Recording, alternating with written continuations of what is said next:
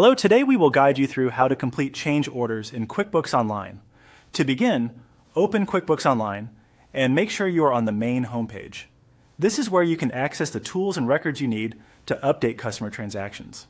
For this process, we'll be working from an existing invoice so you can make the necessary changes and send the updated version out properly. Once you're in QuickBooks, move your mouse over Sales in the left-hand navigation menu. Hovering here will open the available sales-related options.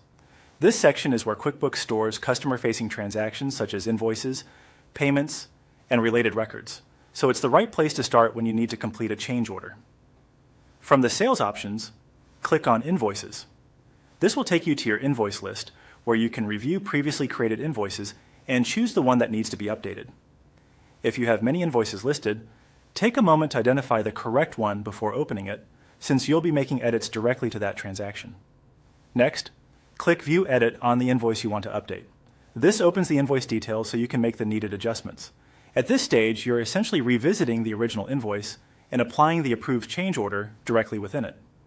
Once the invoice is open, select the sample new product. This step represents adding or choosing the updated item needed for the change order. Be sure you are selecting the correct product or service line so the invoice reflects the intended revision accurately. Taking a second to confirm the item details here can help prevent billing mistakes later. After you finish making the update, click Review and Send.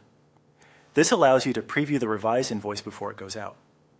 Reviewing first is helpful because it gives you a final chance to confirm that the invoice includes the correct change and appears the way you expect. From there, simply follow the on-screen procedure to complete the process.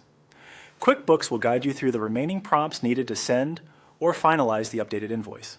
Depending on your setup, this may include confirming delivery details and checking the final invoice preview. And that's it. By opening the existing invoice, updating the product line, and using the Review and Send option, you can complete a change order in QuickBooks Online clearly and efficiently.